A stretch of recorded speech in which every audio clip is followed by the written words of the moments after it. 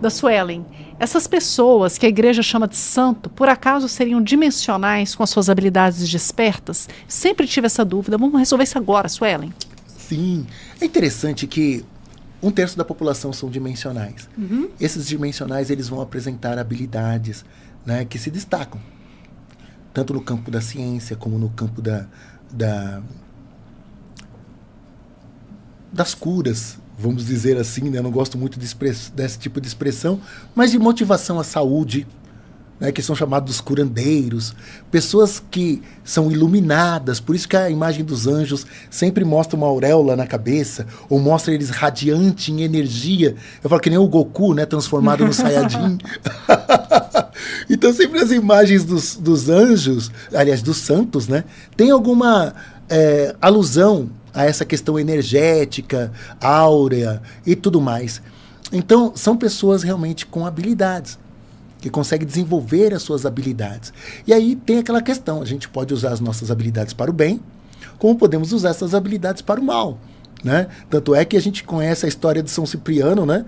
Que São Cipriano na época do mal e São Cipriano na época do bem. Então você fala assim, eu tô com qual livro de São Cipriano? É o livro negro de São Cipriano ou o livro branco de São Cipriano?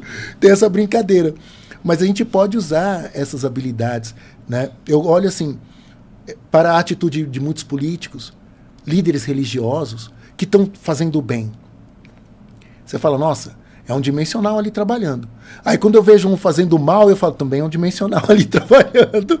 Porque depende de como você vai querer usar essas habilidades, né? A gente aprendeu que nós estamos aqui pelas falhas nossas lá no passado. Senão já teríamos transmutado em outras ocasiões que tivemos essa oportunidade e não conseguimos. Então agora é a hora de a gente acertar, da gente fazer bem, de usar bem as nossas habilidades. A gente pode usar a ciência para criar um remédio para salvar a vida, ou a gente pode ver como na Segunda Guerra Mundial que os cientistas inventaram a bomba atômica.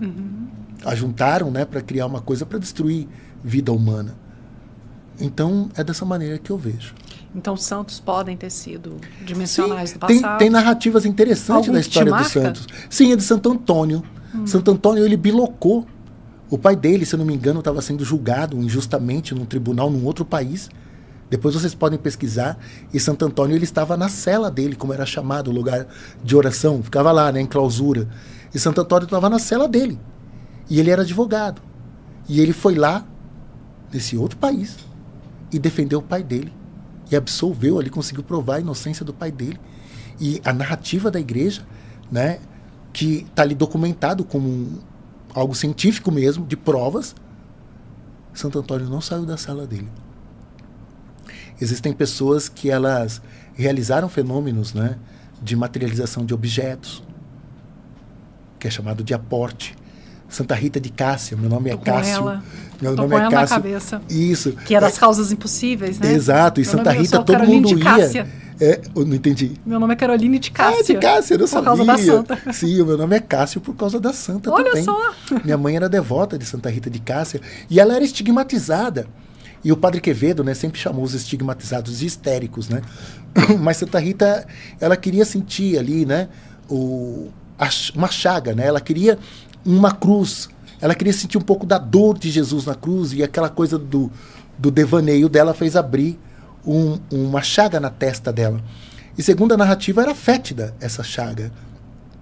E na missa das 6 da manhã, o povo ia todo mundo para a capela para ver ela receber a Eucaristia, que ela saía do banco dela e levitando. E ela recebia a Eucaristia e voltava levitando para o seu lugar e sentava. Isso também é muito bem documentado, né? E tem um livro do Padre Quevedo chamado Milagres. A ciência confirma a fé.